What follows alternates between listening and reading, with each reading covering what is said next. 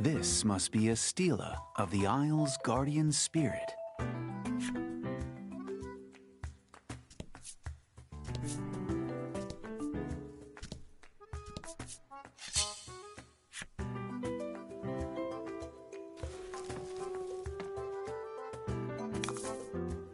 Don't hold back.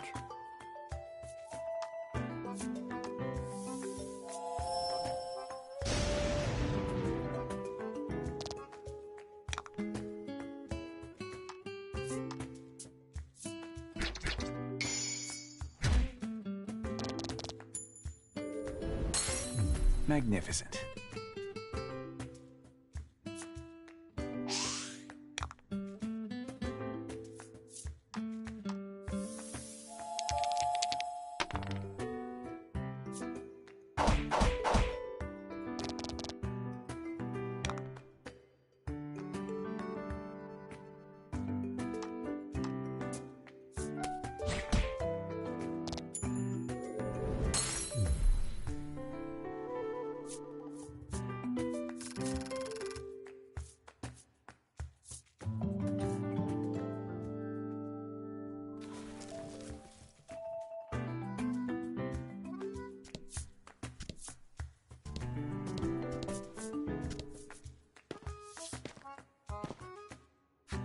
So hot, you grumble, as you use your shirt to fan yourself. Wondering how Laddie is holding up, you turn and see her squeezing a blue ball of fluff tightly. She begins to rub her cheek against it. From the elated look in her eyes, you can only guess how cooling it must feel. But the sight sends shivers down your spine. Laddie, that's a monster, you shout, readying your weapon.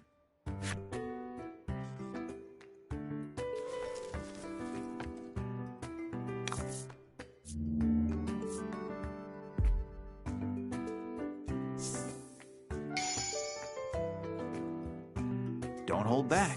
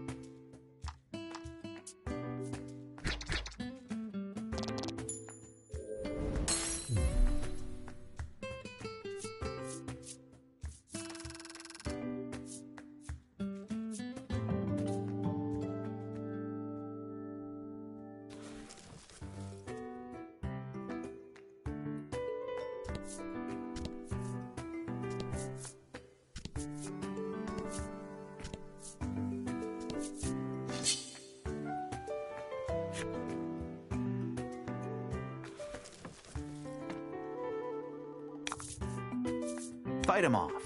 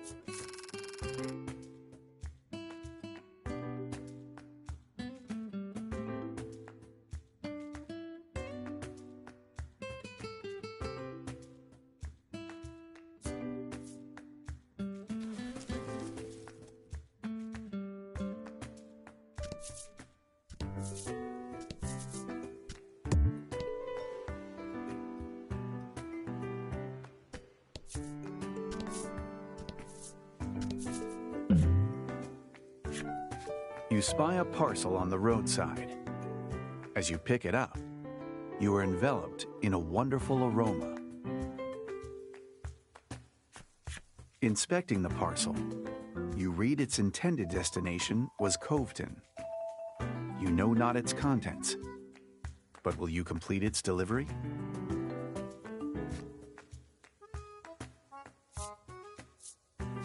You decide to deliver it on your way and tuck the parcel into your bag.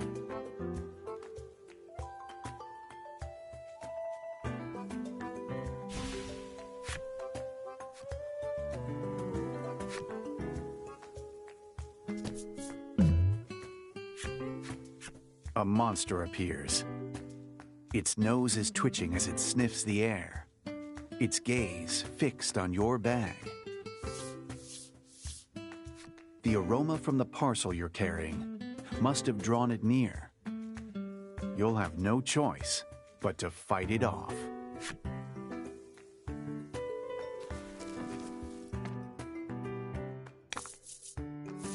Hope you win.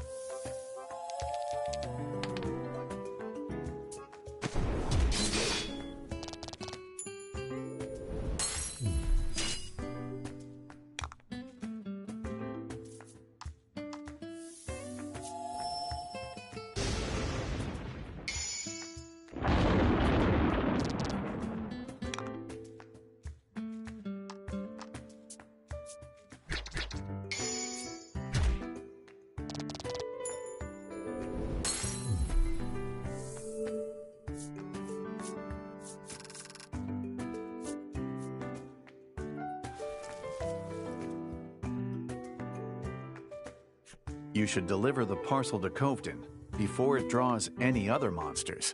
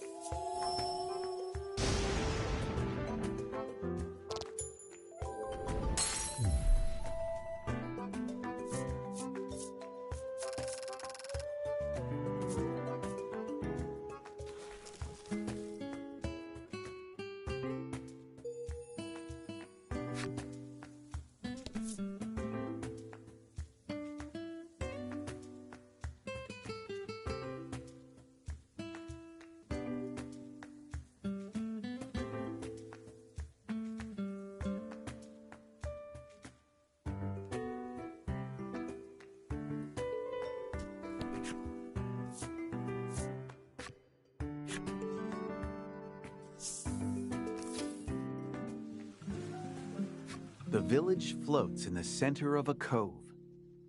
The gentle lapping of waves fills the air. Coveton seems like a peaceful place, far removed from conflict. As you enter the village, you're greeted by an unusual sight. A paper doll flitters about like a bird above a man's hand.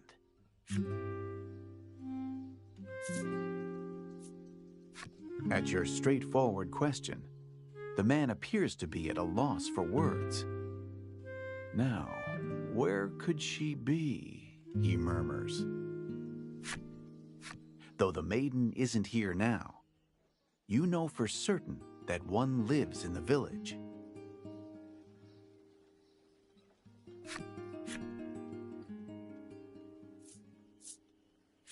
The man sees your curious gazes and explains that he animates it with a magic charm.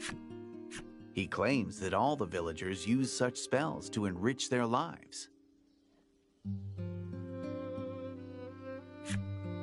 You thank the man, then resume your search for the maiden.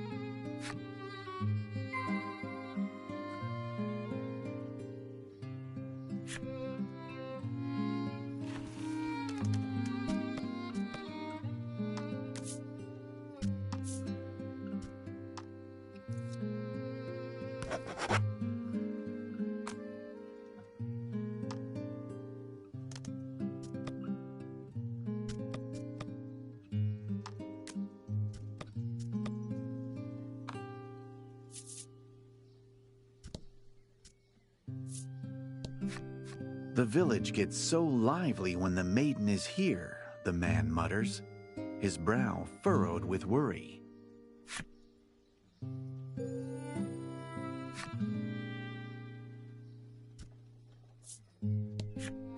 The old woman stares intently into a crystal ball. "Not ready to show me, are you?" she mumbles at it. She tells you she first used magic when she divined who she would marry, nigh on 50 years ago. You can't help but admire her dedication to the craft.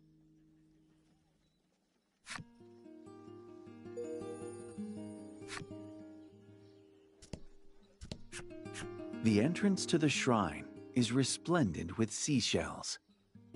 The maiden must make a hobby of collecting them.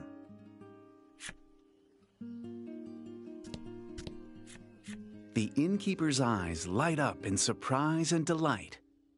Well, well, well. To what do I owe the honor of a visit from the son of the Fortune Tellers Alliance chairman, she asks. She clearly has you confused with someone else. But on the plus side, she is extremely happy to see you. So happy, in fact, she waives the fee for your room.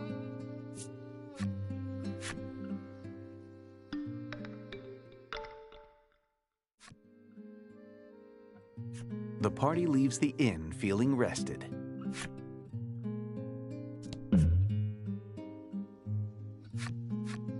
Having arrived in Coveton, a woman asks you, "Are you the postman?" You shake your head no. She says she's been waiting forever at the village entrance. Her eyes light up when you show her the parcel you picked up. "That's what I've been waiting for." It seems the parcel contained an exotic perfume she ordered. But the scent of this perfume attracts monsters. Is it really safe to hand it over to her?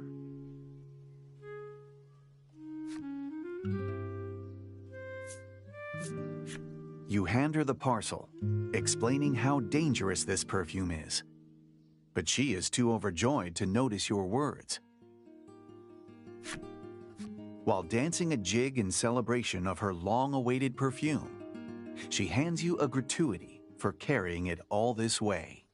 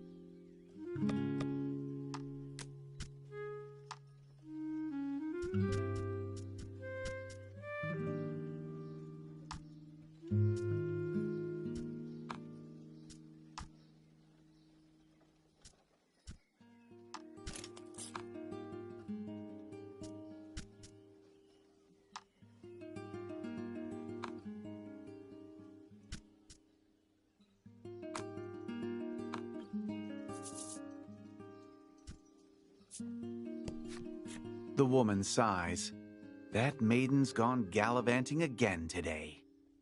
Despite being tasked with protecting the village, it seems she has quite the infamous reputation.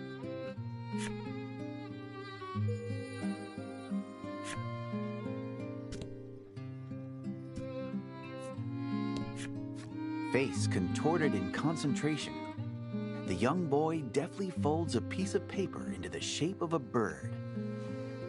You ask him about the maiden. I saw her at the maiden shrine, he says, as he tosses the paper bird into the air. Wonder of wonders, the paper bird flaps its wings and flies about, showing you where the maiden's shrine is.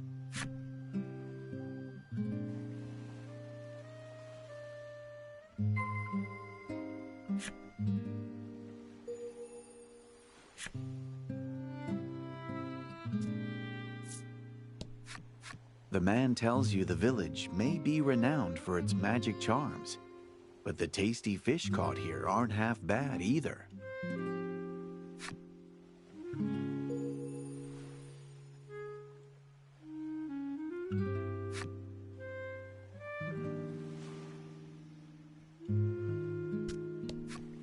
A well-maintained fishing boat sits anchored in the water. You glance at the catch on board and deem it acceptable.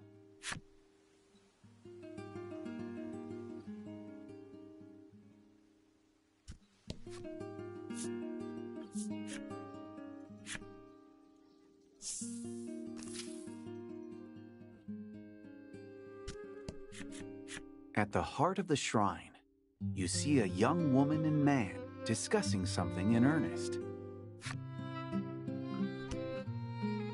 The woman's name is Phila. She is, without a doubt, the maiden shouldering the isle's fate.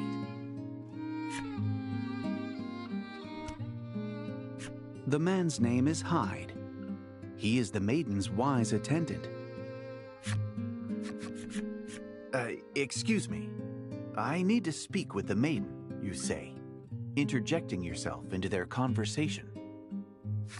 Fila whirls to you and asks, "Which do you think is cuter?" Though you're baffled by the sudden and unrelated question, she doesn't miss a beat and shows you a seashell in each of her hands.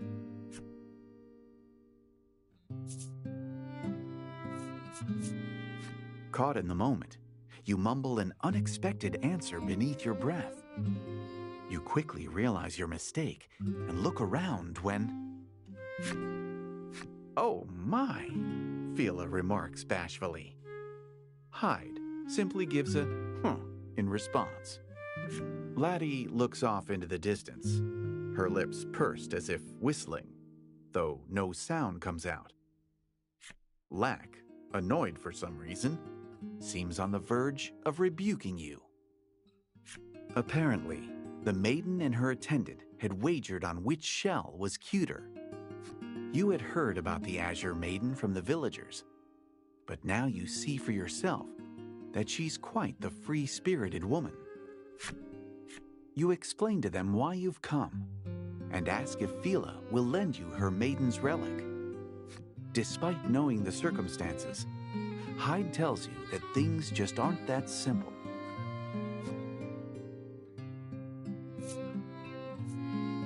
You take a deep breath and prepare to persuade them when... "I'll let you borrow it if you help me find the pirate's treasure," Fila says. She explains that there are rumors of pirate treasure hidden within the crystal cave southeast of the village. "Pirates," you murmur. You think about it for a moment, but with little other choice, you agree to help. "You never change," sighs Hyde. But Fila pays him no mind as she prepares to embark on the adventure.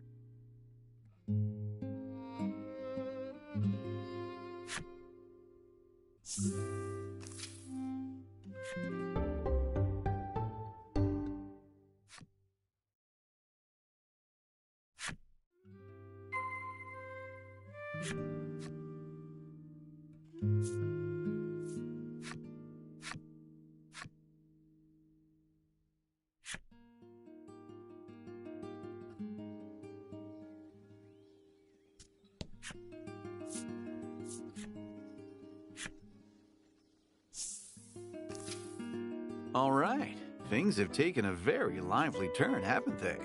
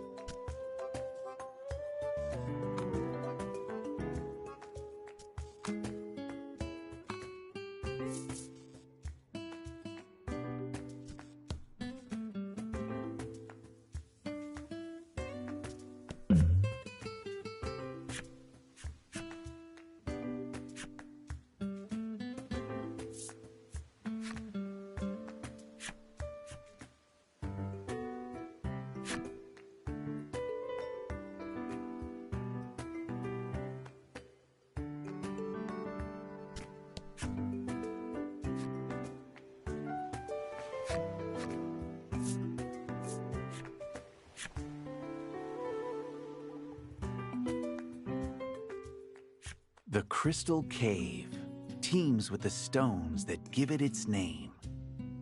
They say the intermittent echo of water droplets is the sound of more crystals forming.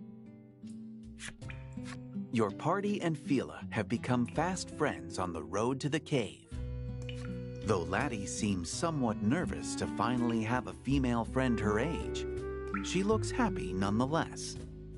The loose-lipped Fila tells you all sorts of details about her life, including the fact that she and Hyde are lovers.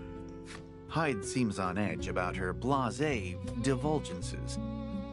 You give him a pat on the shoulder, quietly sympathizing with him.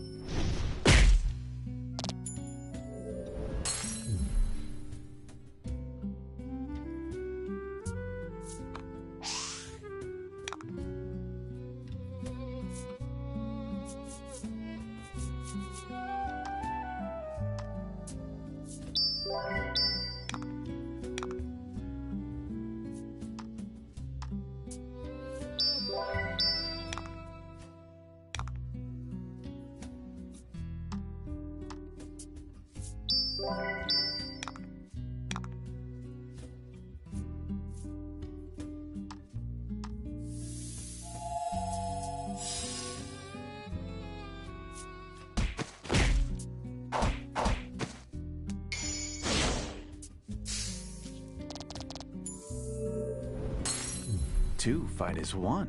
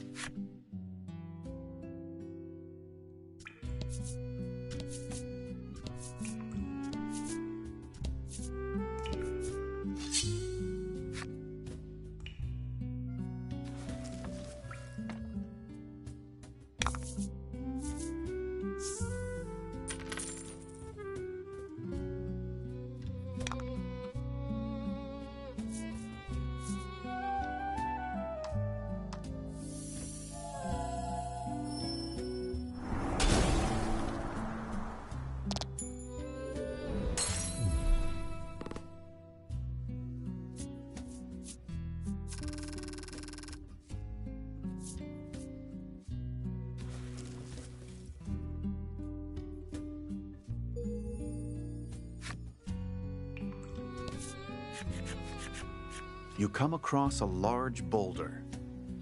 You aren't sure where it fell from, but some of it is submerged in the waterway and is obstructing the water's flow.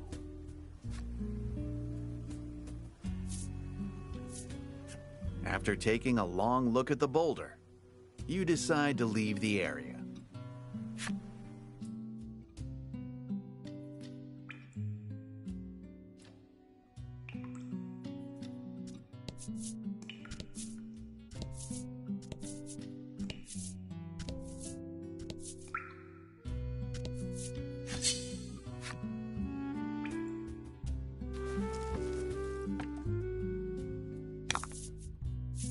And fight.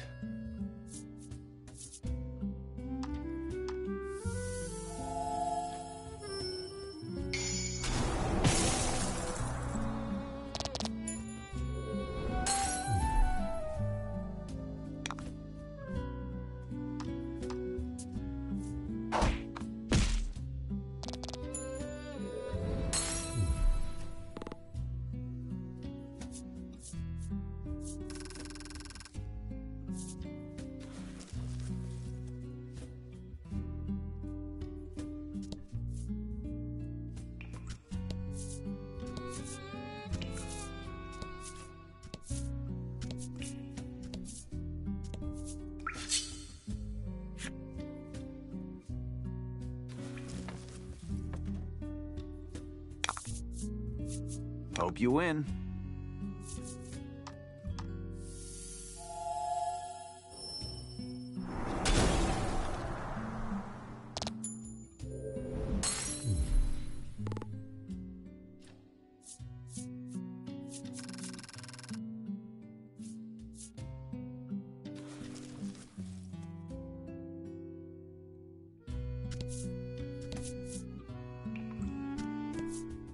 You can see what looks like a chest within the shadows on the opposite bank. Unfortunately, you can't cross over with the water raging as it is.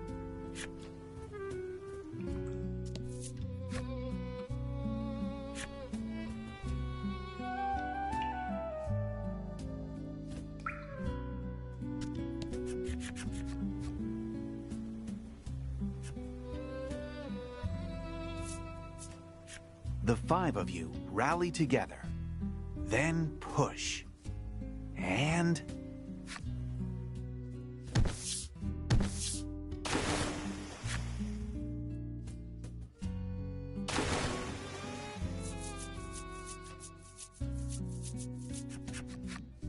the boulder sinks into the water, stopping its flow completely.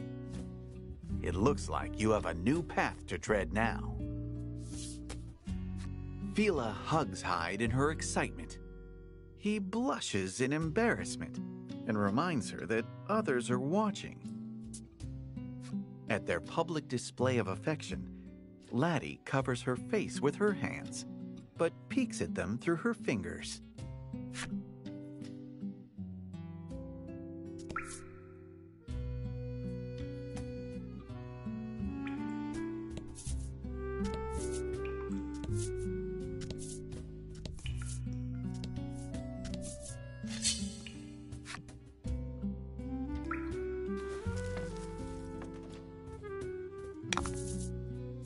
Fight him off.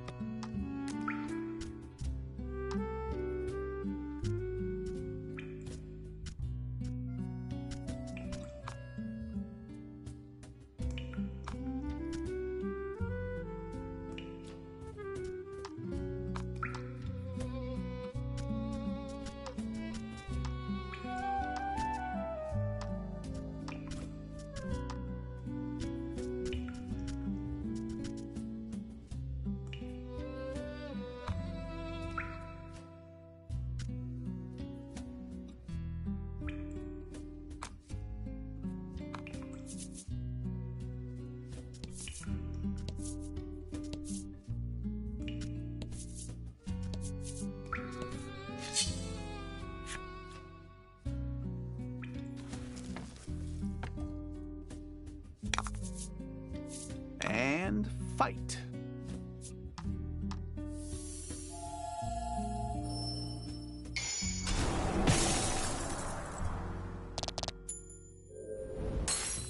Magnificent.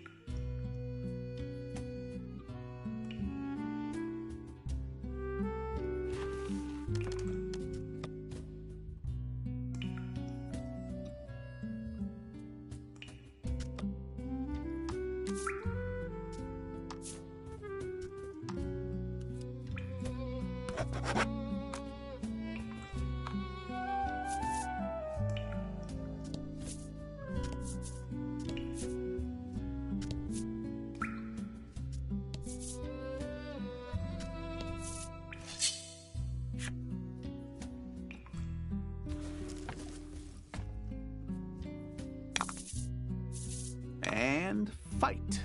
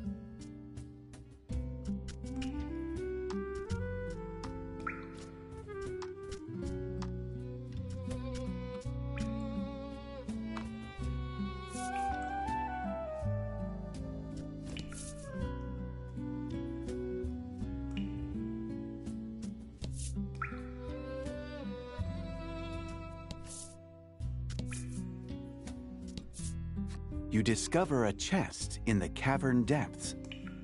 Your allies rummage through its contents, but don't find anything resembling pirate treasure.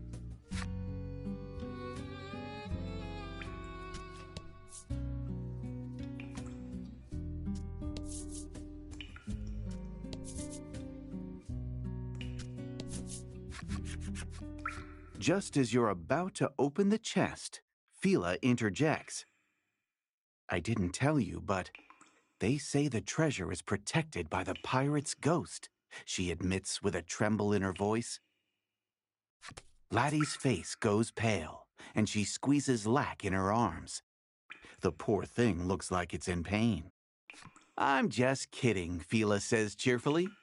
But then, who goes there? A voice echoes through the cavern. My treasure. Mine. You sense a dangerous aura in the shadow of the chest and immediately prepare for battle.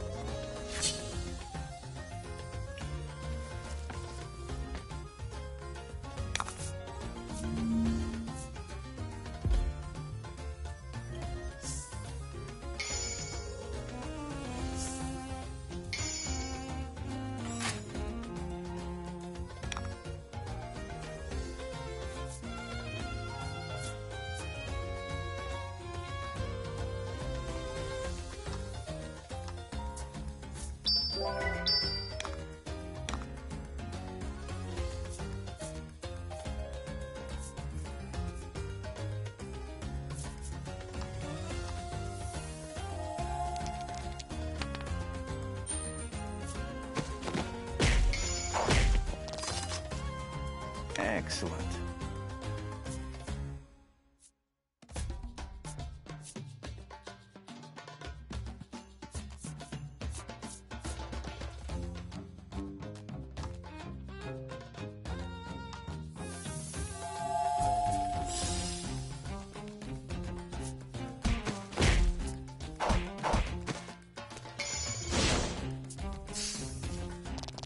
Teamwork makes the dream work.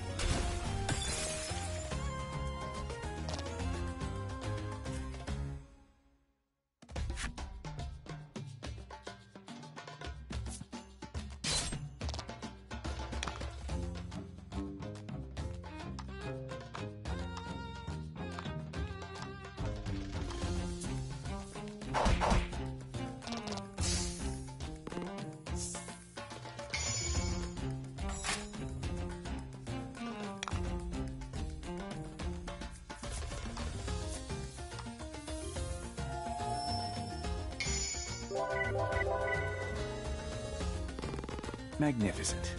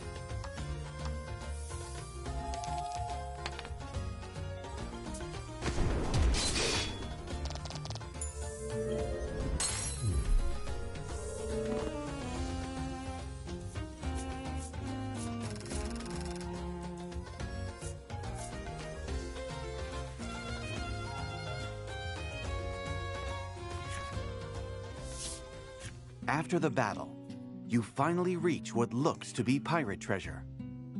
Your hearts race in anticipation as you open the chest to find hundreds of colorful seashells filling it to the brim.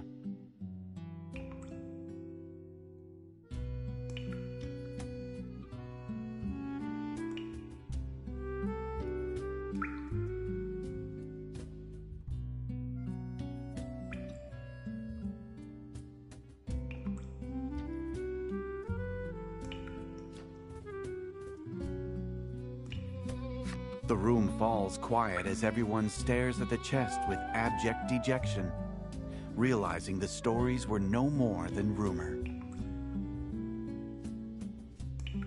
After a long moment of sulking, you feel Laddie tug on your sleeve. She points to the rocky wall behind the chest. Upon closer inspection, you realize that there's a crevice just wide enough for a person to squeeze through.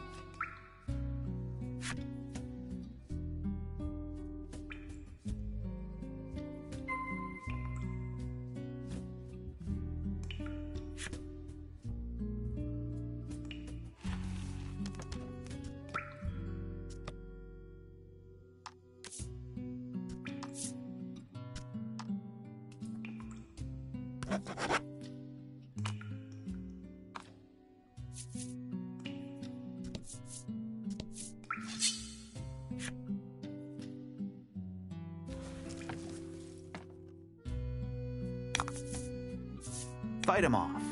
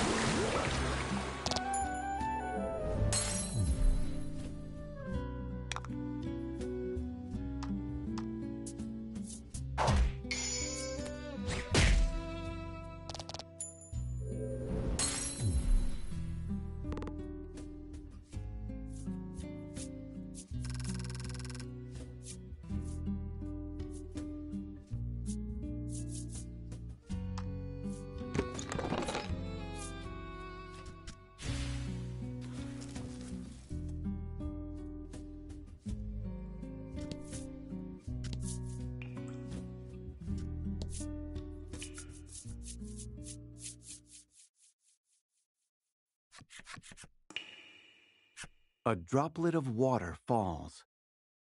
Once the ripples upon the surface still, it feels as though time stops. All falls quiet.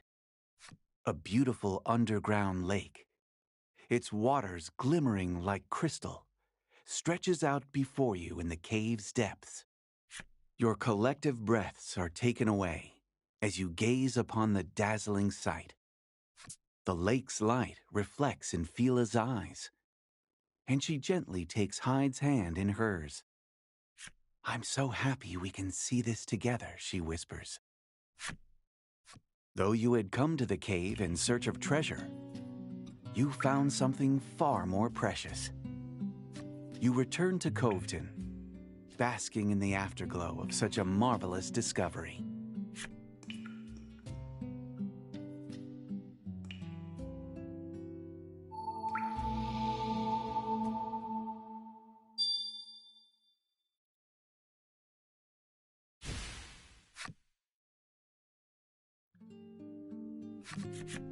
You arrive back at Coveton safe and sound.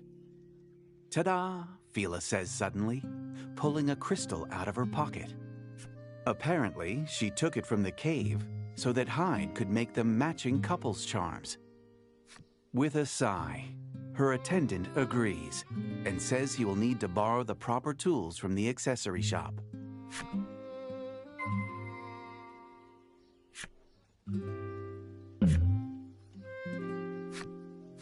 An air of gloom hangs over one corner of the village.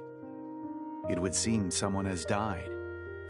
Asking a nearby fellow what happened, he explains a woman was attacked and killed by monsters outside the village.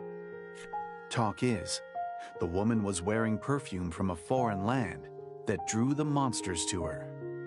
They only discovered it after the fact, but that perfume was actually some sort of juju expressly for attracting monsters. You recall the woman to whom you delivered the parcel you picked up.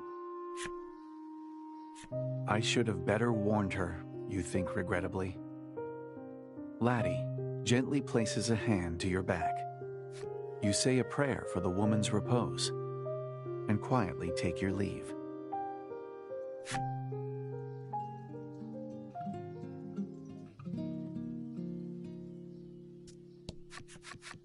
Hyde asks you to wait outside while he enters the shop.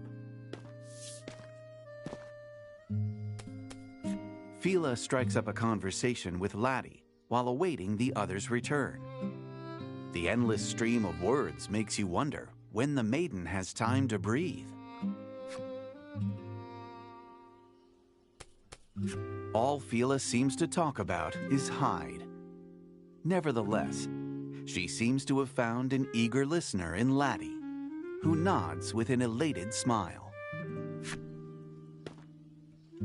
Hyde returns, completed couples charms in hand. The crystal charms look as impressive as any you would find in a shop, but Hyde's expression is grim. Apparently, he isn't as impressed by his handiwork as the rest of you. Fila takes one of the charms with a forlorn smile. I'll wear it to the maiden's ritual, she says quietly.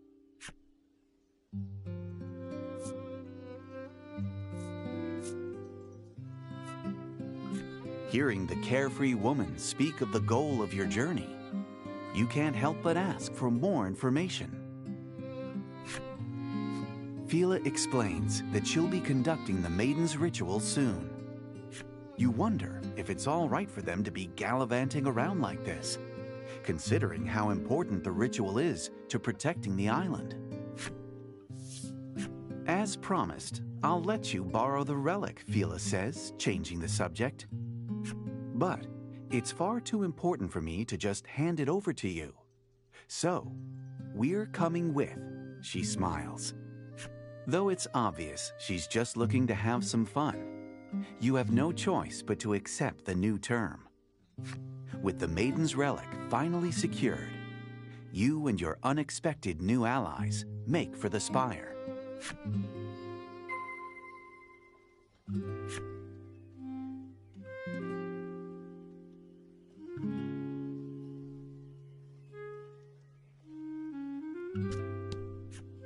Here to stay the night? The innkeeper asks the moment you set foot in the inn.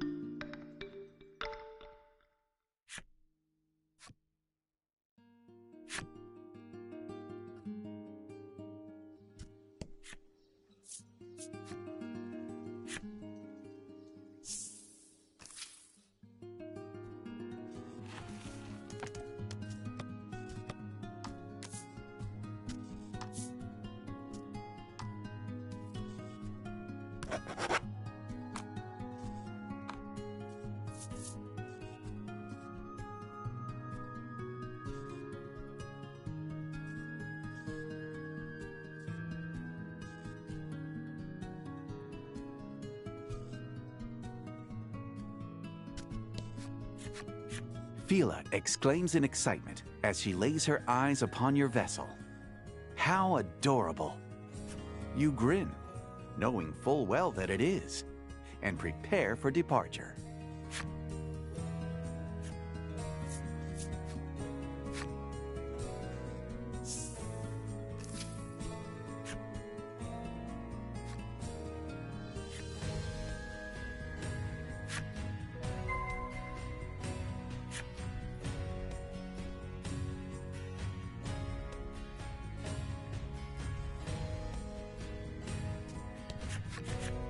You arrive back on Omega Isle.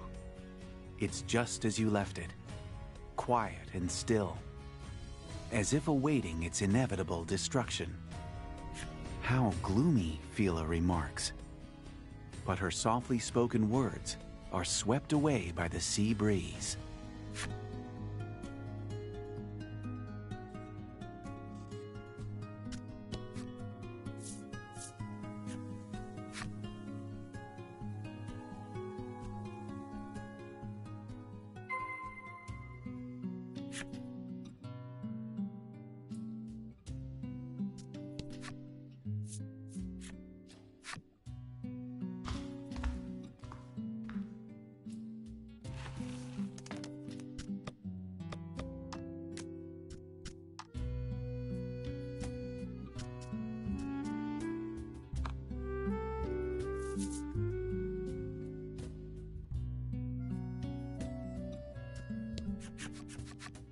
You stand before the maiden's altar again and ask Lack what you need to do here.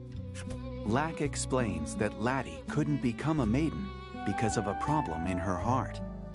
How would you even begin to solve a problem in someone's heart, you wonder, scratching your head in thought? Just as Lack begins to cast a mysterious spell.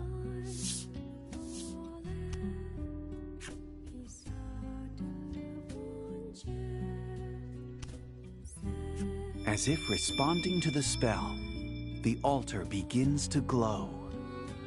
Now, go into the light, Lack commands. You do as you're told, having no choice but to obey the self-proclaimed spirit.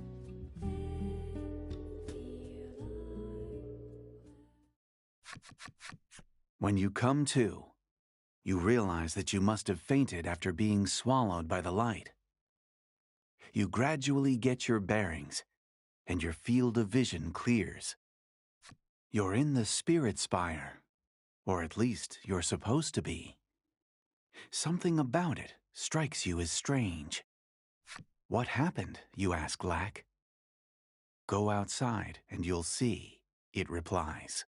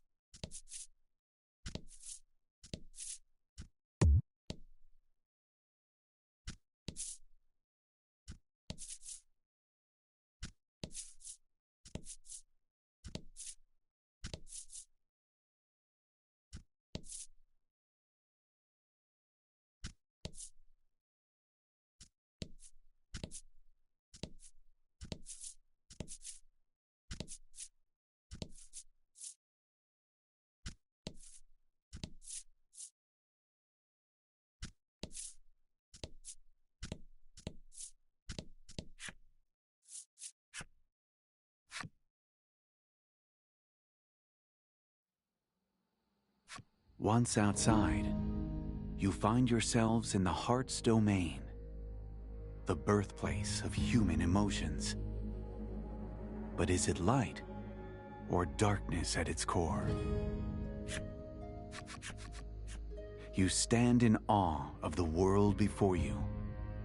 It's entirely black, as if someone took a brush and filled it from corner to corner with dark paint.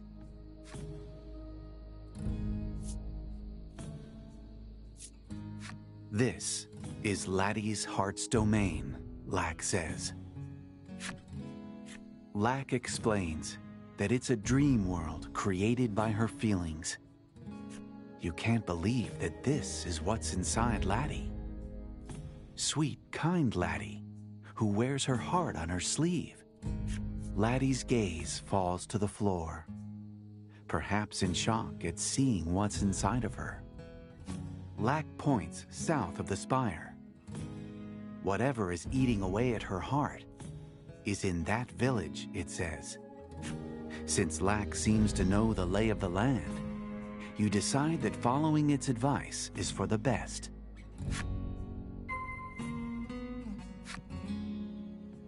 Oh, this place is seriously weird, huh?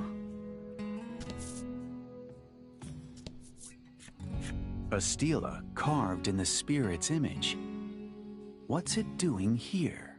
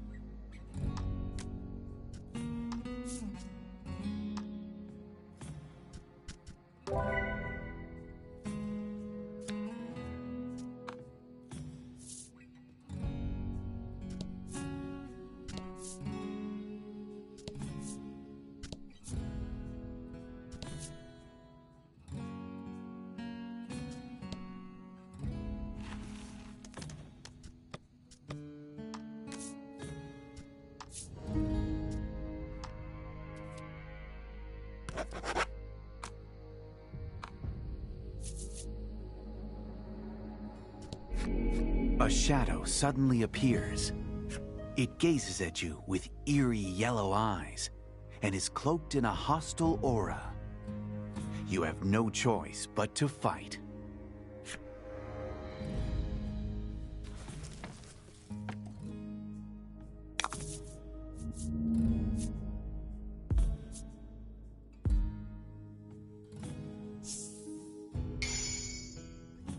Fight him off.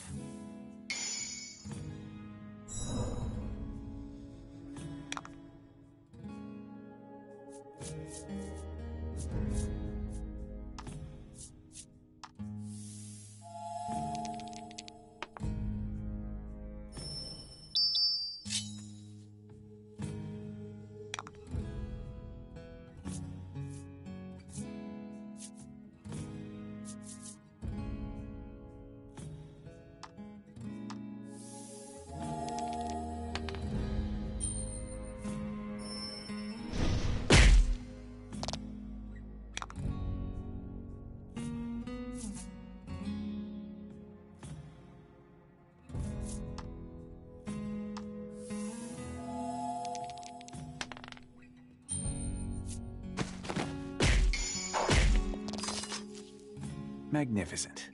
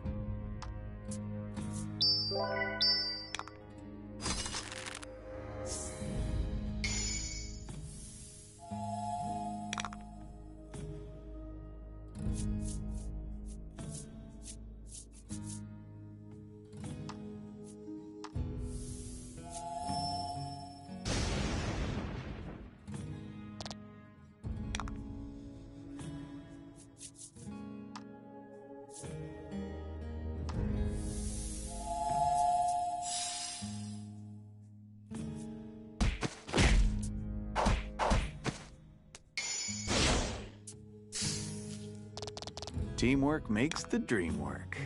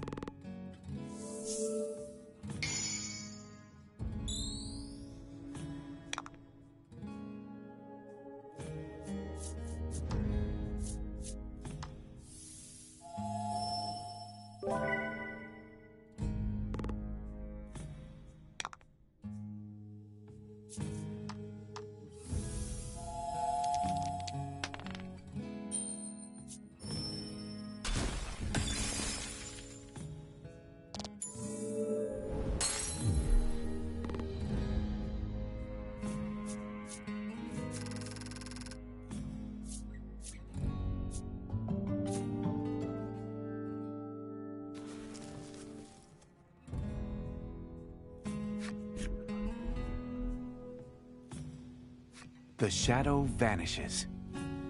But you can't shake the feeling that those final words were spoken in a girl's voice.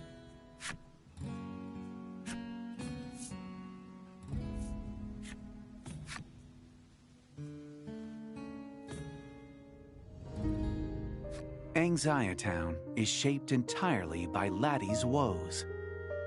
As such, even the most beautiful blossoms in the village have their thorns.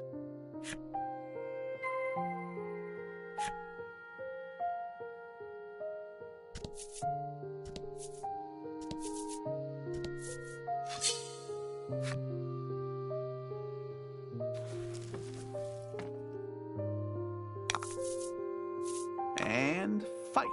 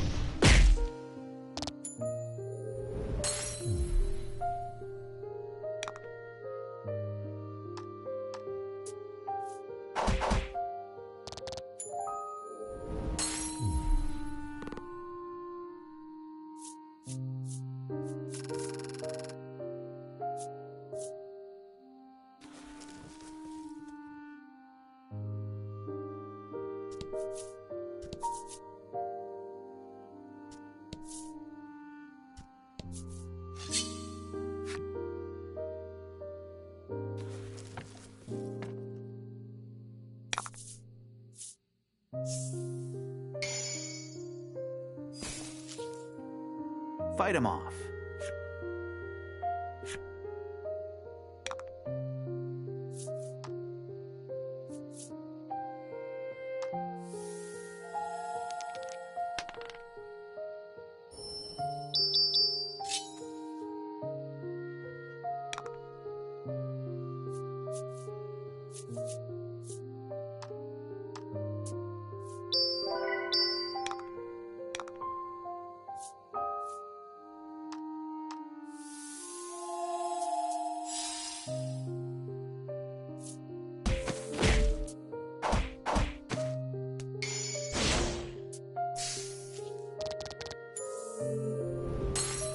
Two fight as one.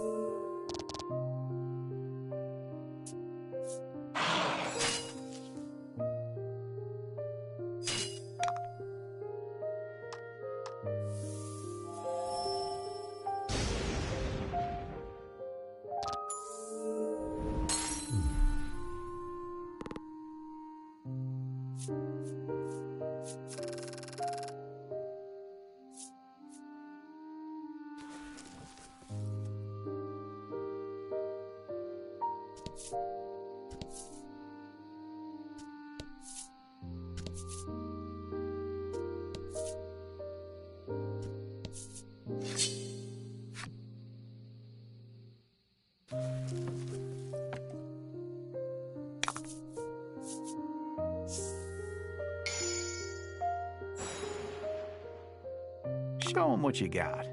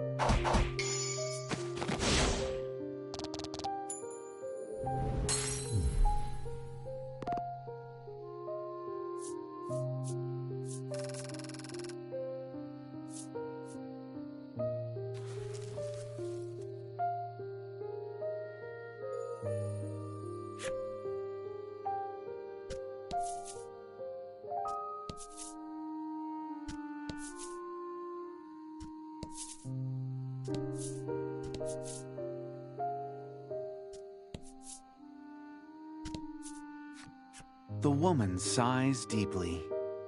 When you ask her what's wrong, she laments that she can't find the right words for a love letter to win a certain man's favor.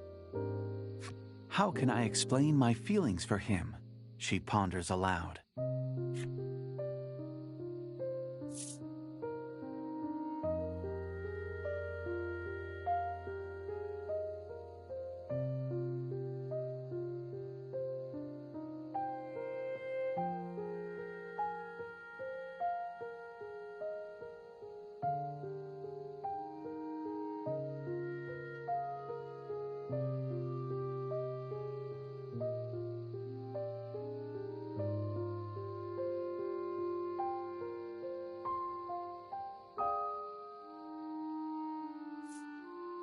Laddie places her hand to her heart and smiles.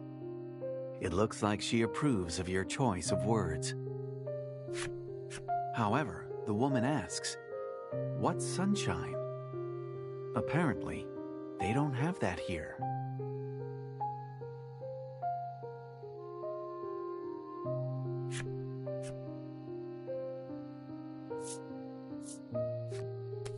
Pure like flower, the woman begins, then suddenly looks nauseated. She contorts in pain as she spits something out. It's a flower bulb, one as big as your fist. Okay, what in the world happened here?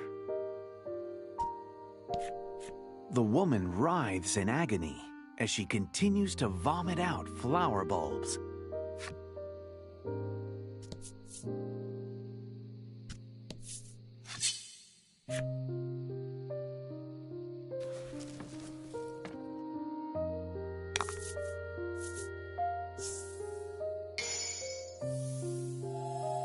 Show 'em what you got.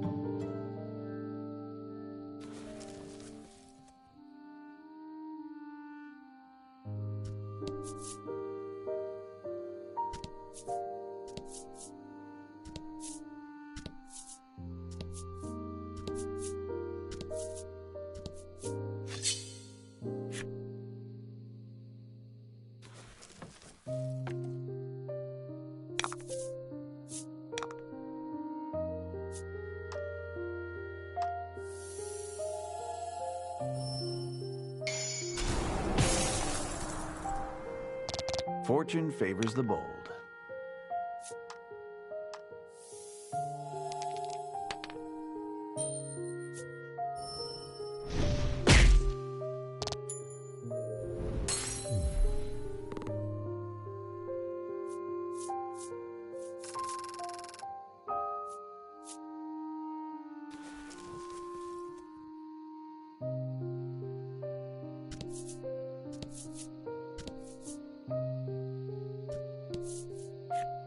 You see a boy searching for something in the bushes. He tells you that he is looking for his runaway cat. He thinks the feline is hiding somewhere in the village, but seems distraught that he hasn't found it yet.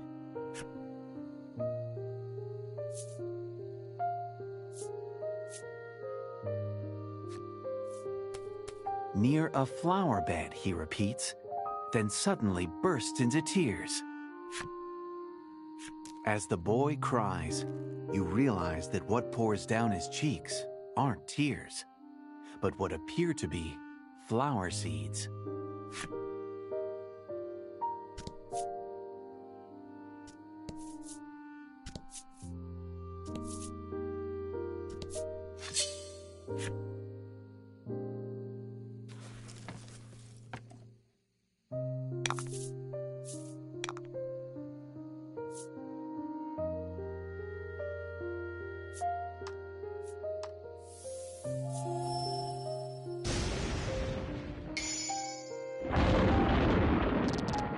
Magnificent.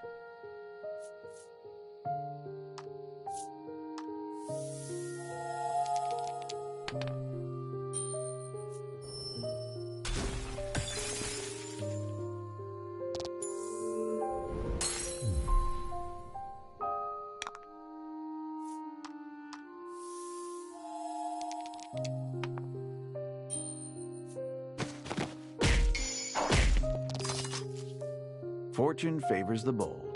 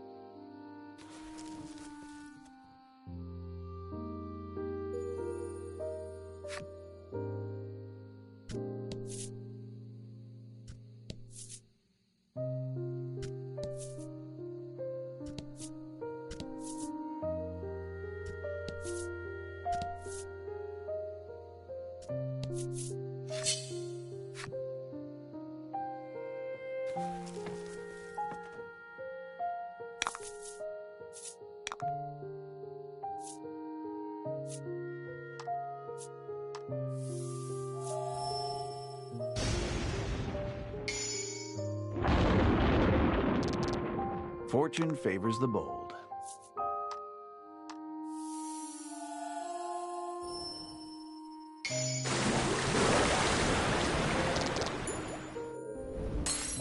Magnificent.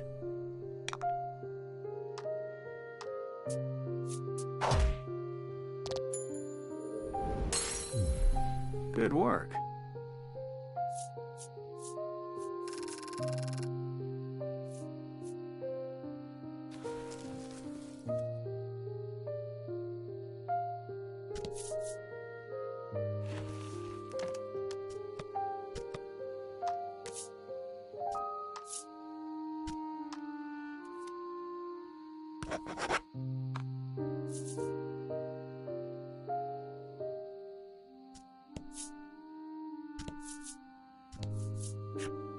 The man sighs deeply. When you ask him what's wrong, he laments that he doesn't know what gift will help him win a certain woman's favor.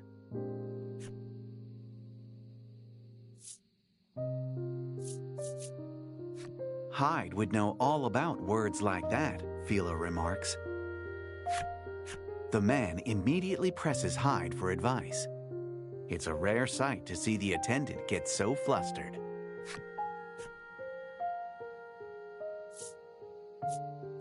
Though the man agrees it's a good idea, he laments that he hasn't the money to buy one.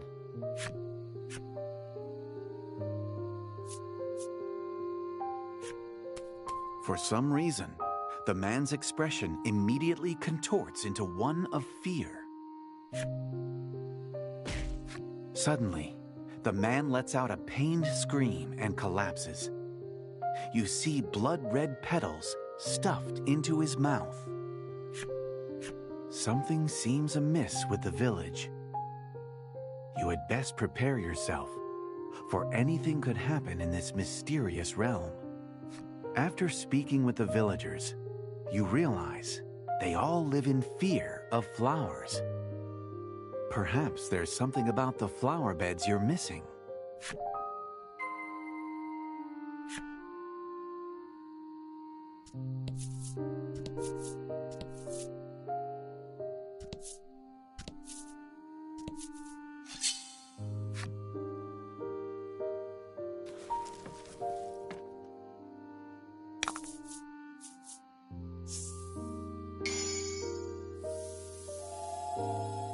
Hope you win.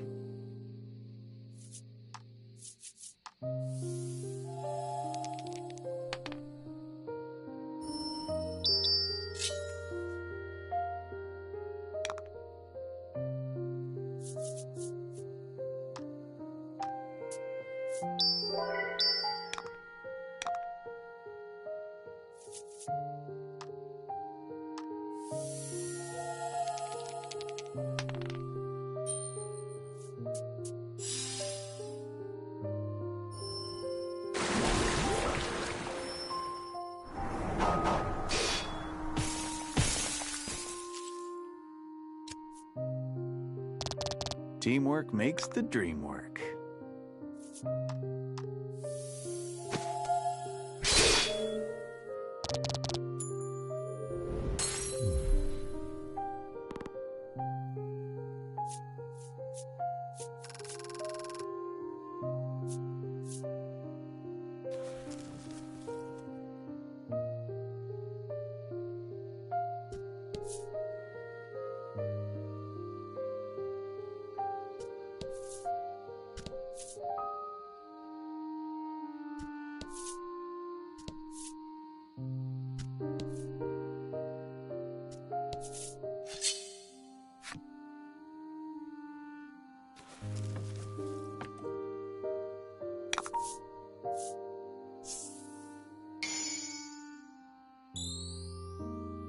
Show 'em what you got.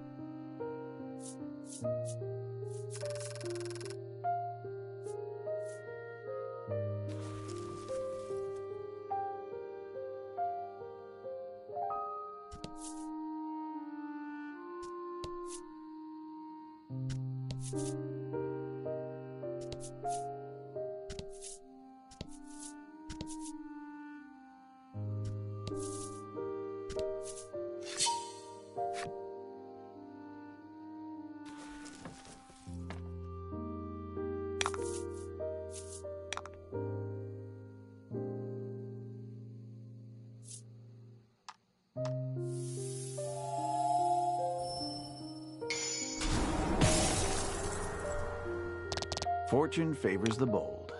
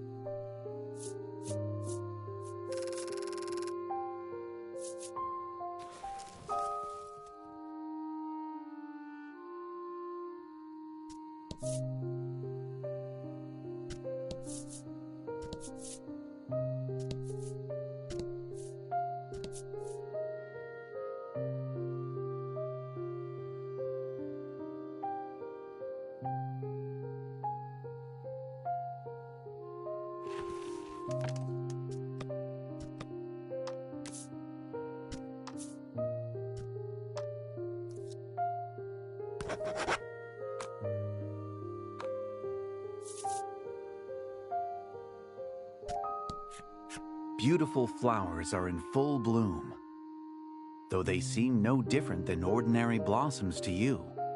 The villagers obviously fear them. Laddie cautiously approaches, trembling with every step when a disquieting voice rings out just as a shockwave hits you.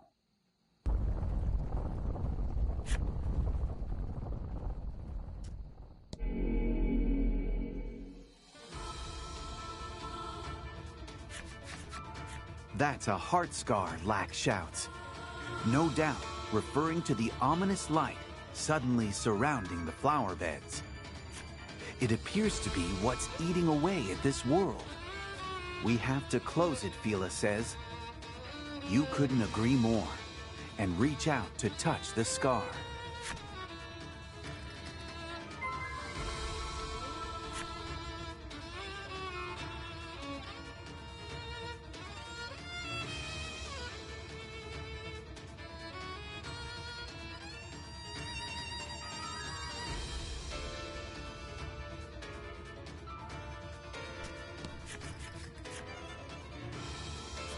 A giant shadow appears. Its yellow eyes glare at you to deflect that narrowed gaze.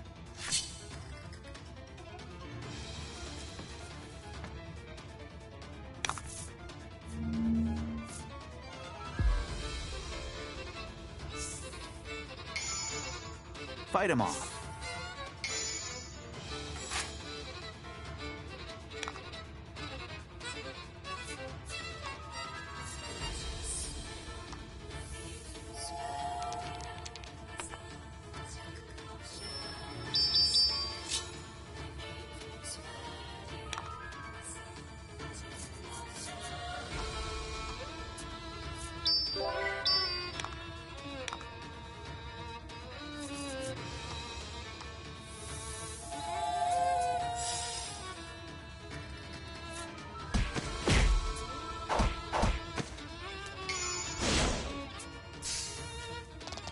Teamwork makes the dream work.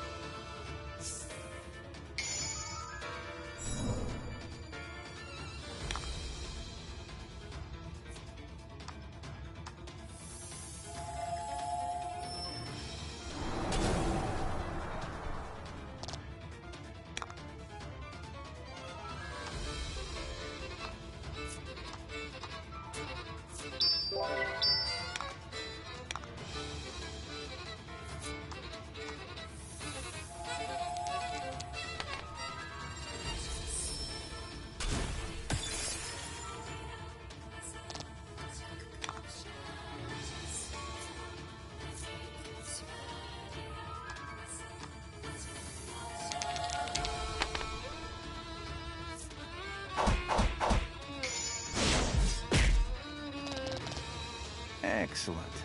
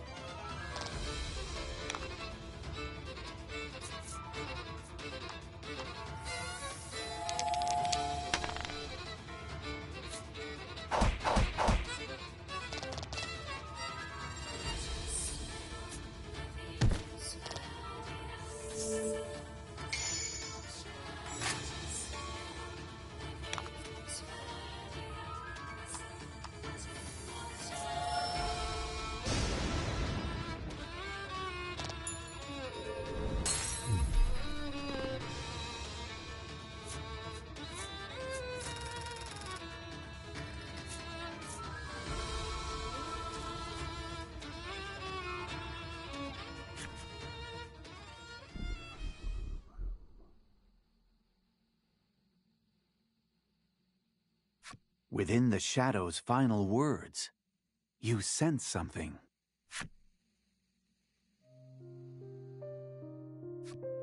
Laddie was born to be a maiden and was prepared to devote herself entirely to the Isle. But her lack of aptitude for the role disappointed everyone in the village. Ever since, bitterness over her shortcomings has festered within the confines of her heart.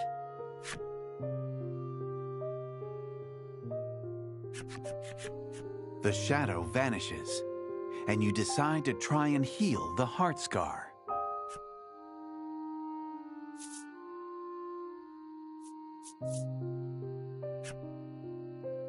This is the reason you brought the Azure Maiden with you to this world.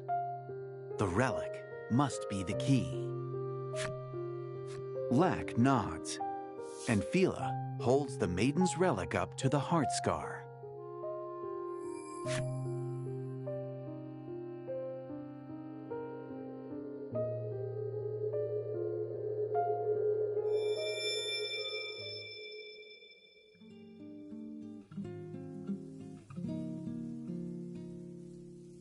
You heal the heart scar, restoring the village to its proper self. Your mission fulfilled, you decide to return to the world you came from.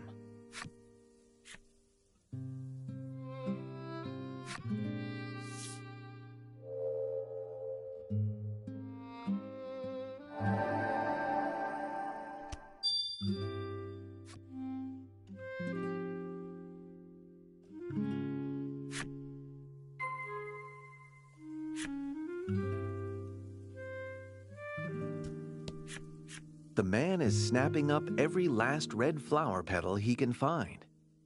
Perhaps they're for some sort of gift.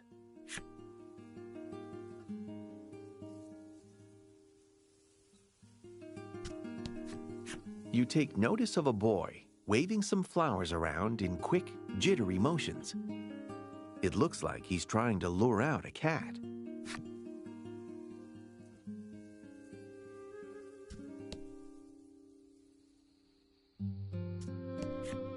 The woman is adorning a love letter with blossoms. It looks like she means to decorate it with pressed flowers.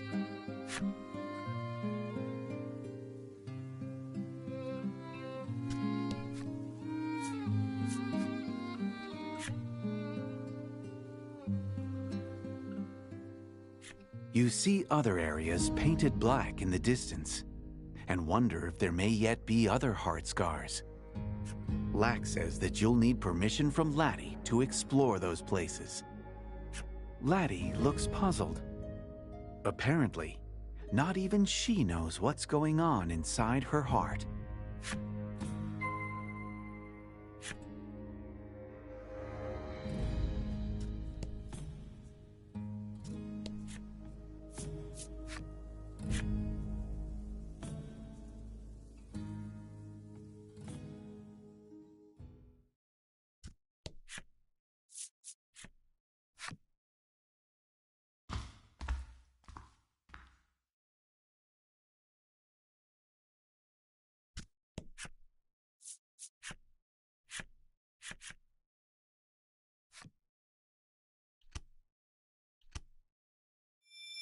Lack's strange chant once again opens a door of light.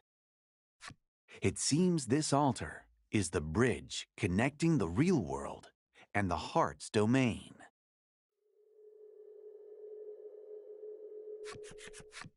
You make it safely back to the real world, but can barely wrap your heads around your surreal experience in the heart's domain. Laddie is fast asleep. You can only imagine how spiritually exhausting it must have been for her to be forced to have a change of heart like that.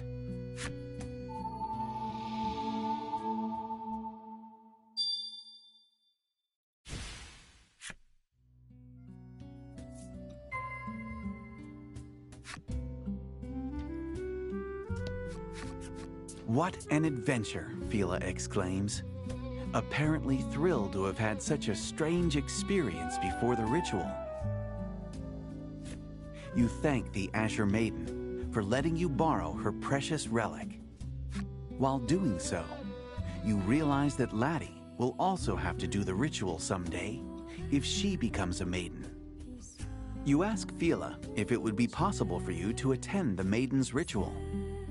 She seems unsure at first, but eventually agrees to let you come.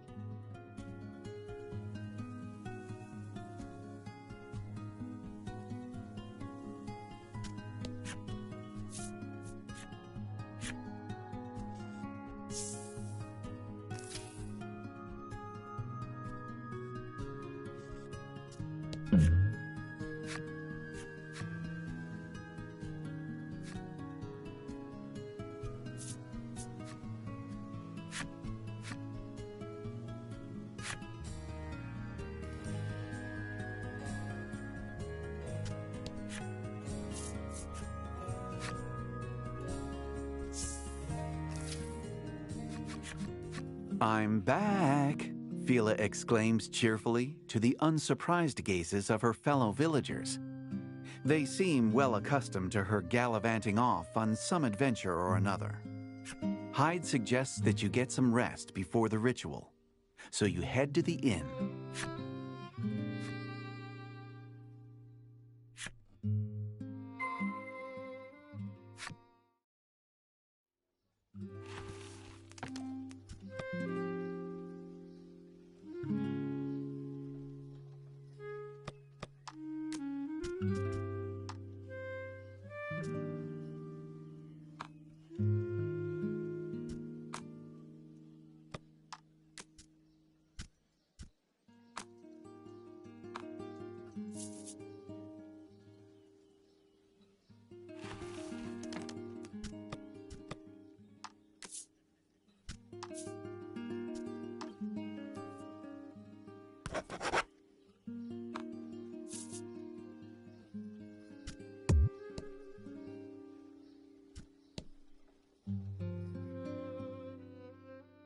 That night at the inn, you get to thinking about the ritual.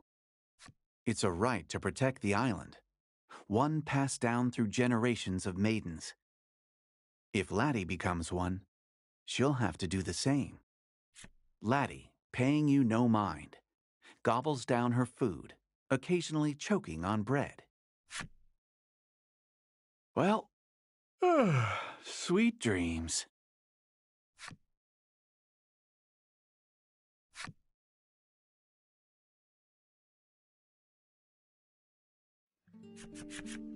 Fila and Hyde await you outside the inn.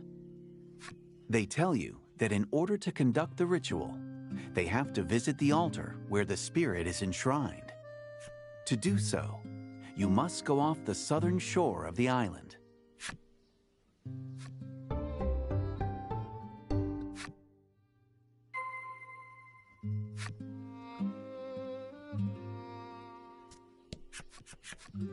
A crowd of villagers gathers as your party is about to leave Coveton. A villager hands Fila a talisman shaped like a fish. He says that it contains a spell to help you along the way to the altar and a wish for the ritual success.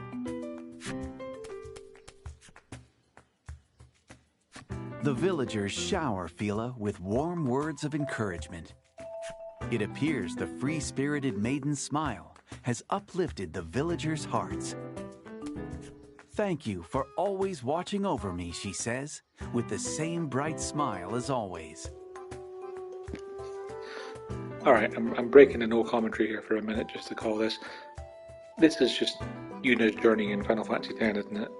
The ritual is going to involve the sacrifice of the maidens and their attendants, and they're going to die to protect the island.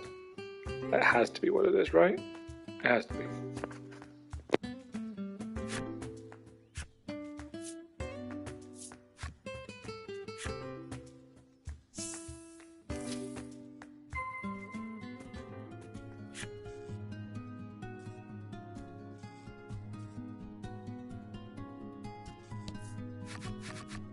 When you arrive at the shore, Hyde speaks. Now we go underwater.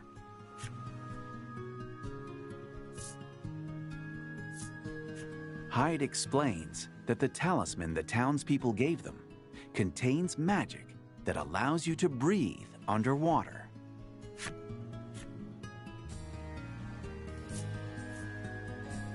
Hyde explains that the temple where the ritual is carried out is underwater. That's why. Hyde sees that you still have your doubts. "Let me show you instead," he says, then activates the magic talisman.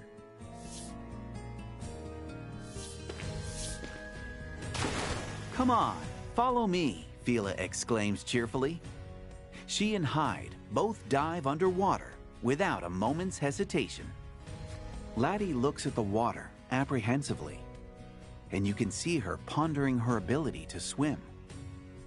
Before she can drown in self-doubt, though, you take her hand and follow Fila and Hyde's lead.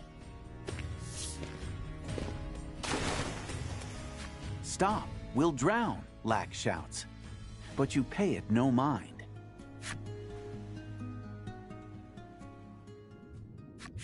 Life seems to be one odd experience after the next lately. Though you're underwater, you can breathe. You inhale deeply, but only air fills your lungs. Laddie stares in wide-eyed wonder at the colorful coral reef and myriad fish swimming about.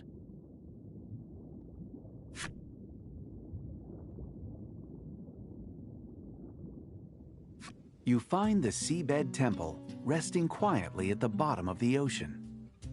It's now a peaceful haven for sea creatures.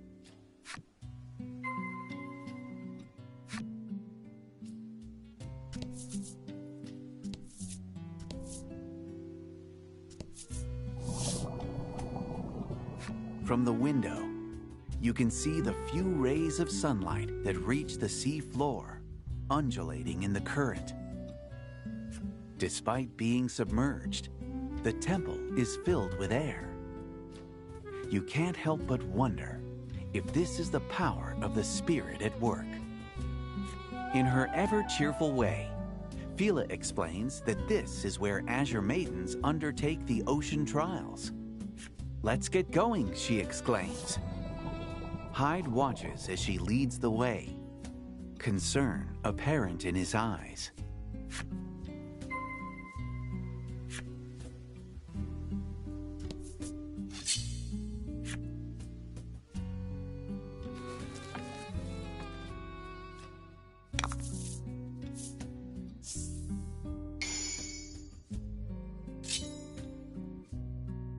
And fight.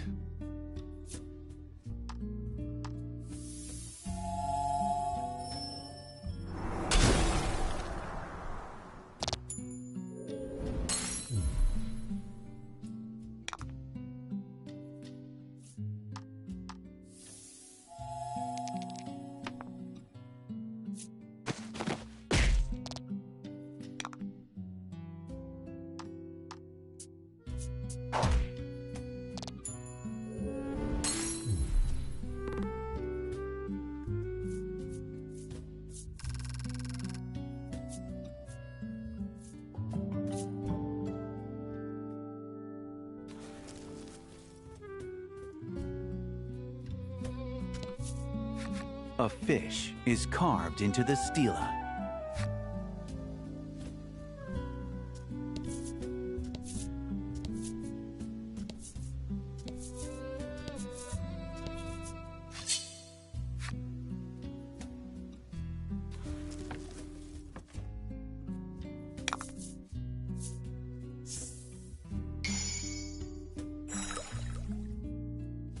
And fight.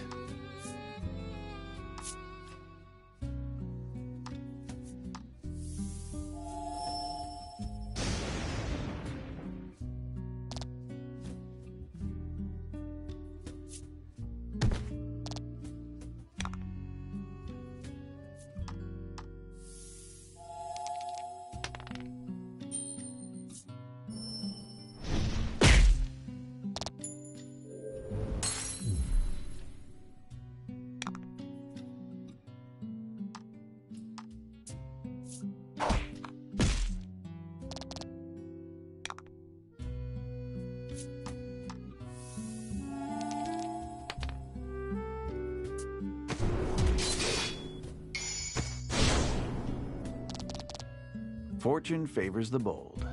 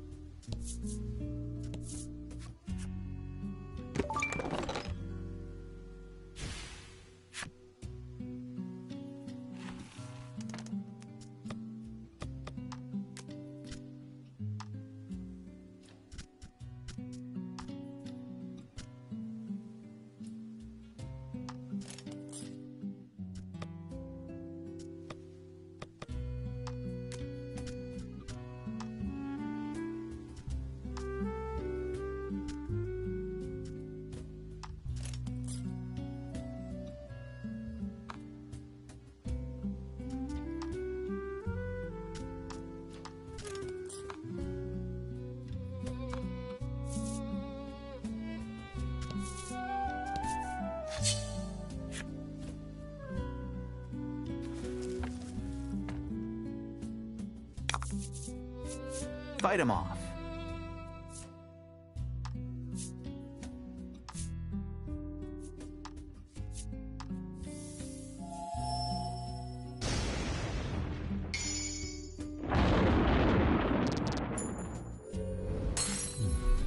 Magnificent.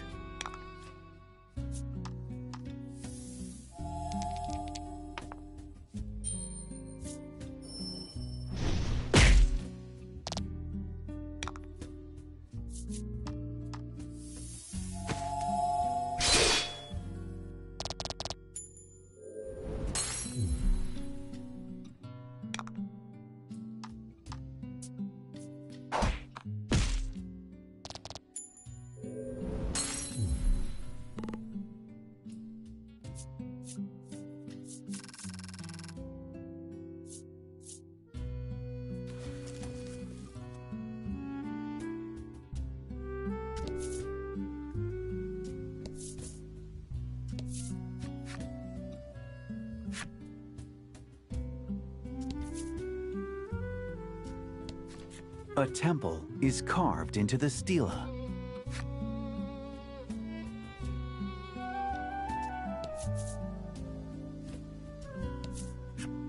The door is sealed tight.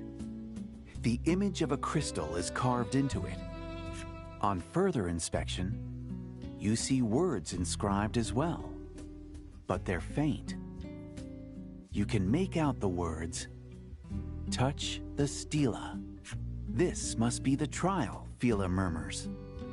You decide to look for clues to help her open the door.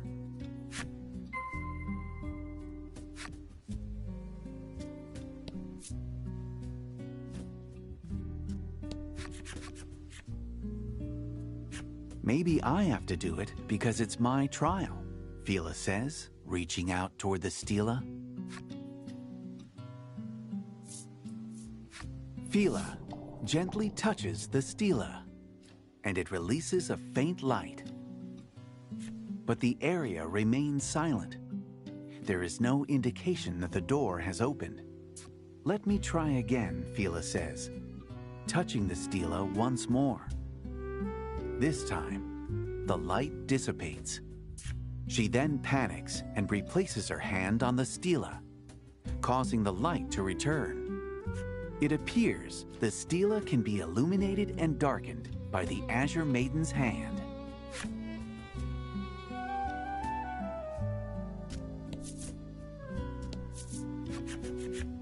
A crystal is carved into the stela.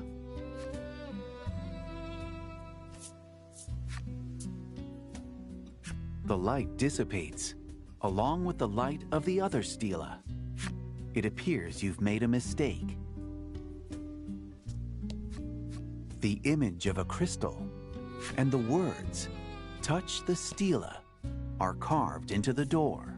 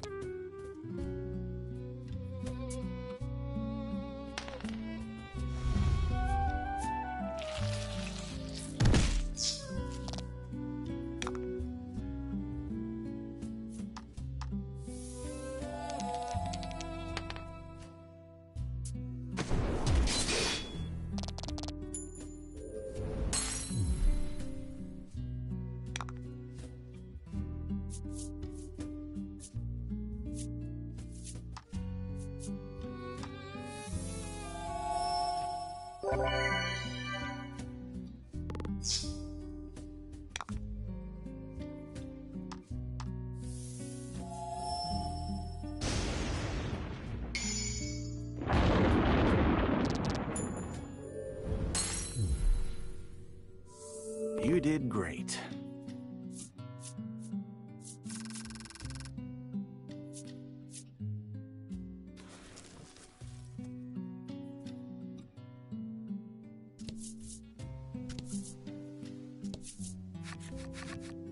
The stela is shaped like the Azure Spirit, guardian of the Isle. When you look closely, you can see small words carved into it.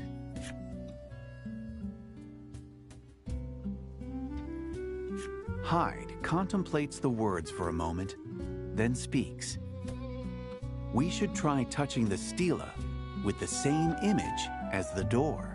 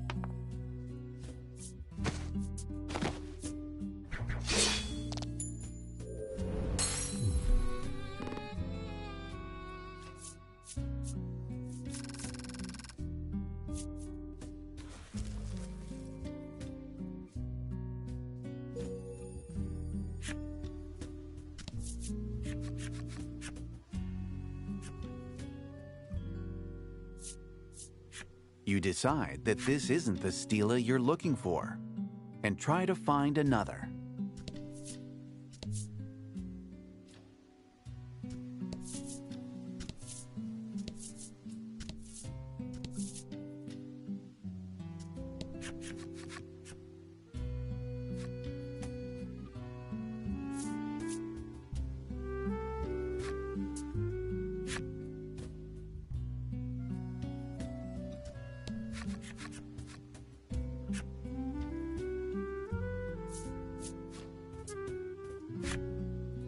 You hear a noise in the distance. It's the sound of the crystal door being unlocked.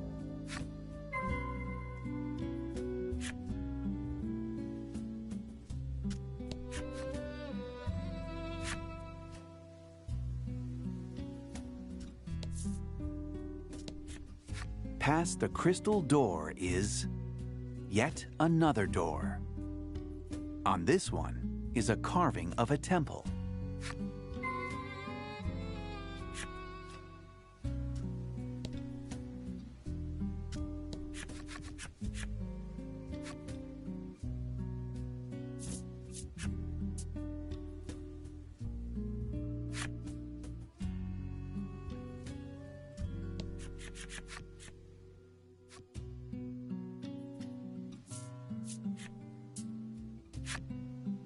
You hear a noise in the distance. It's the sound of the temple door being unlocked.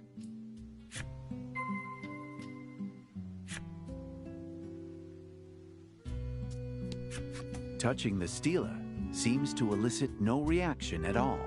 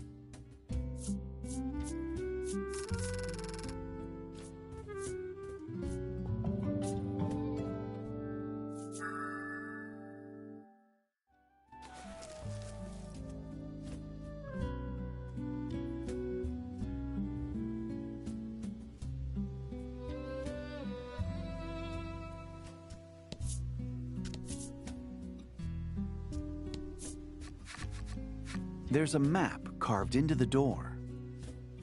Realizing that there is no keyhole, you figure it must be sealed by a mysterious power. You recognize the pattern from your own map. This is the South Aisle, you say. From behind you, you hear a door open. Sounds like we're being invited in, Fila remarks. You all exchange looks before heading toward the noise.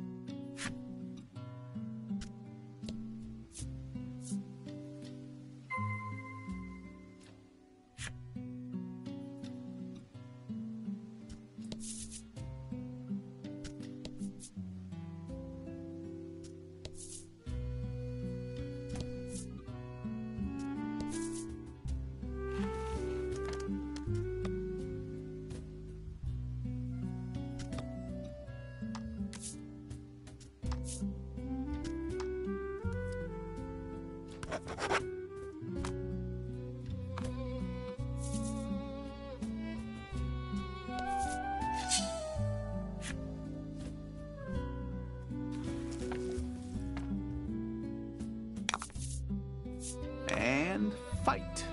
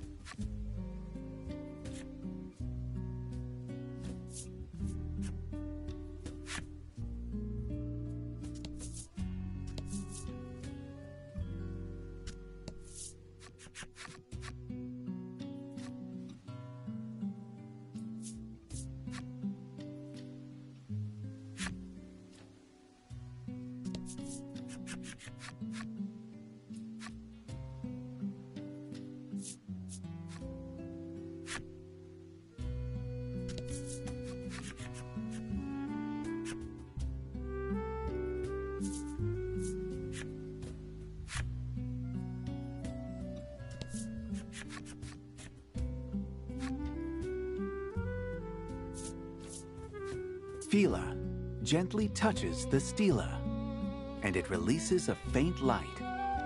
But you don't hear a door open. There must be some other stela you need to illuminate.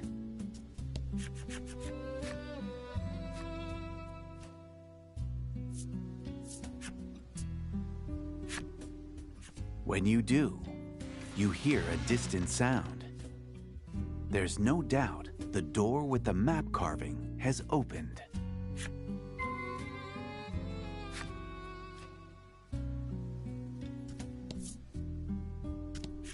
The stela is shaped like the Azure Spirit, guardian of the Isle.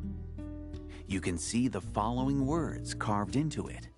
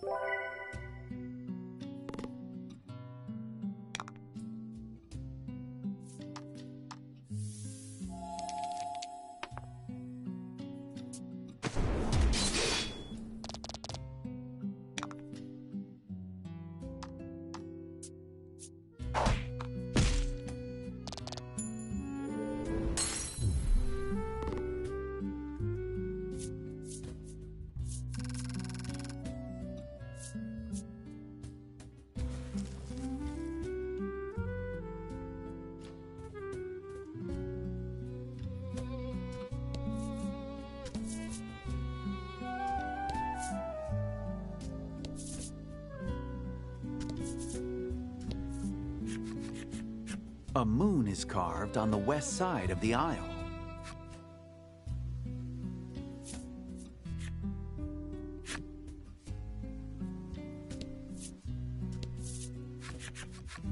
A sun is carved on the east side of the aisle.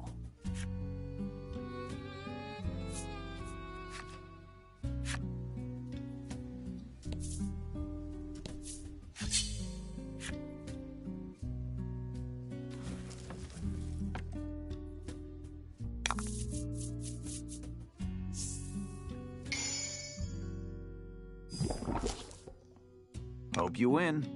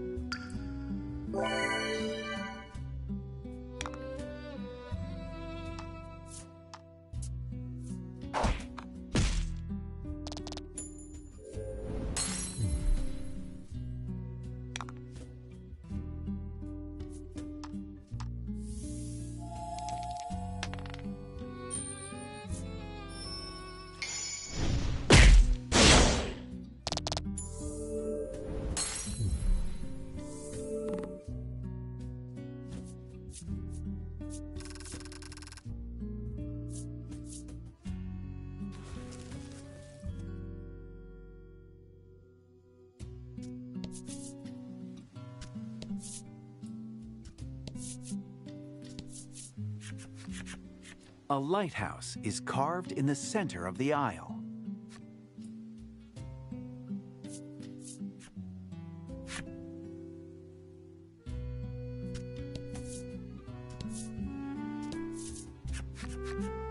A star is carved in the center of the aisle.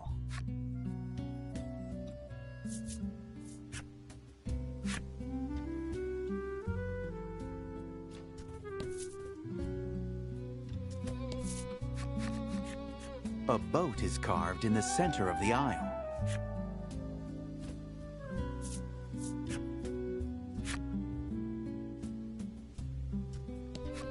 The stela is shaped like the Azure Spirit, guardian of the aisle.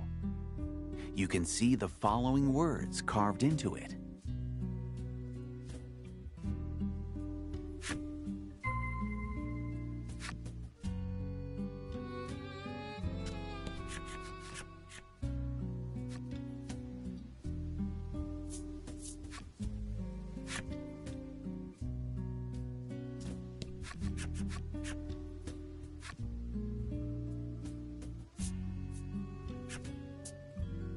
You wait a moment, but nothing seems to change. There must be other stela you need to illuminate.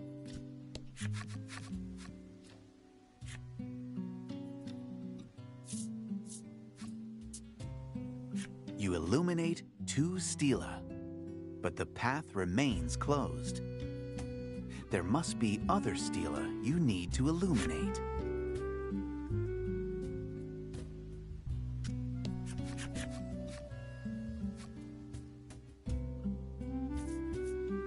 Stela gently touches the stela, and it releases a faint light.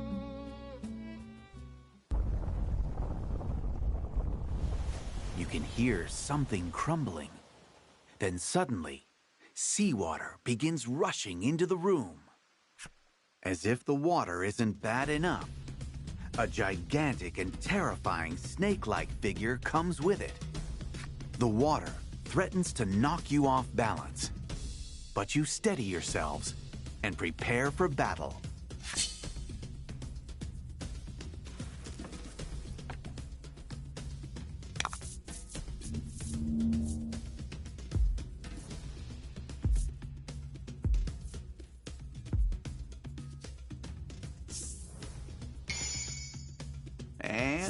fight!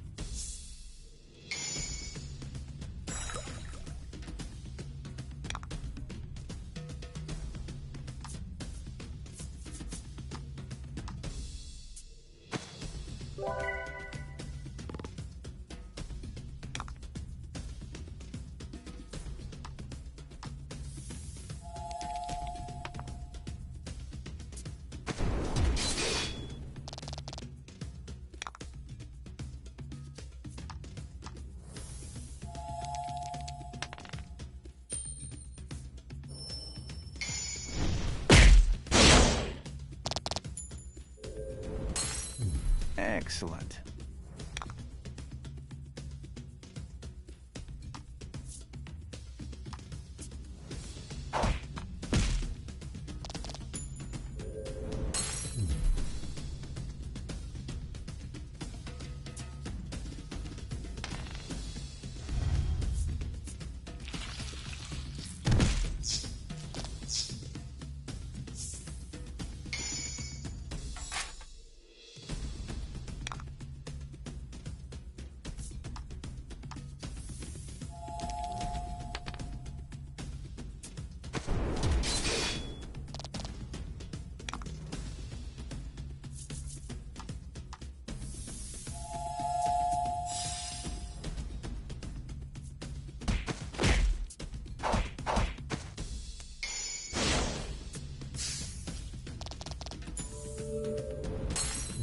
Two fight as one.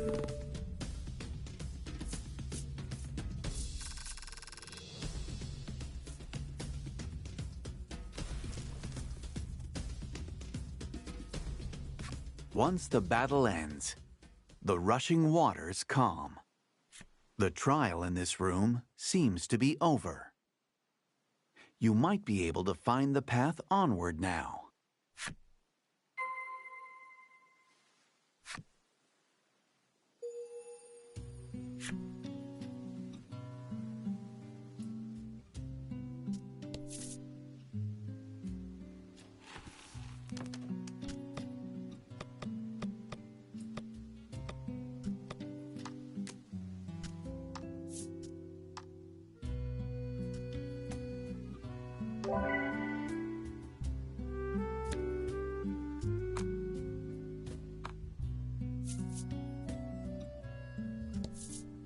The wall itself opens up like a door, revealing a room behind it.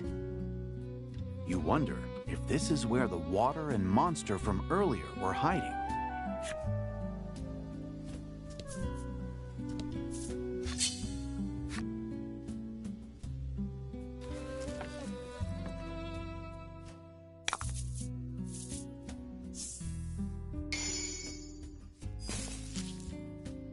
And fight.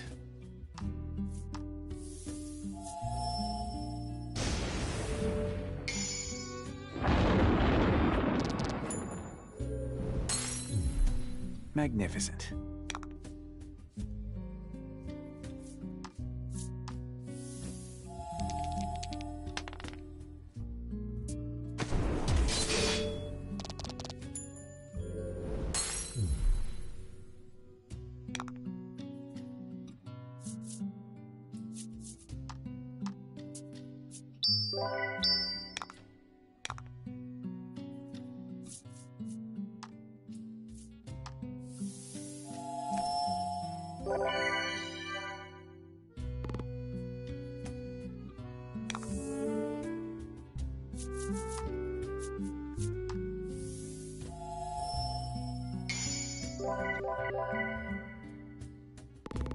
Magnificent.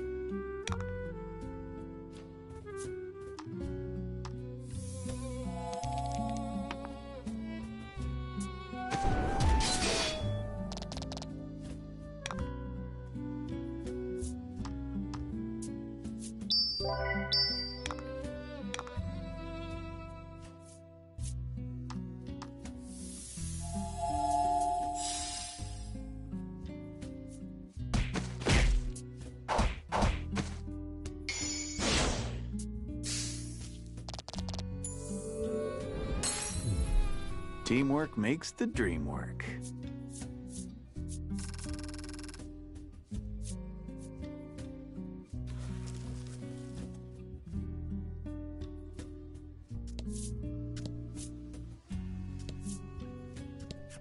The stela is shaped like the Azure Spirit, guardian of the Isle.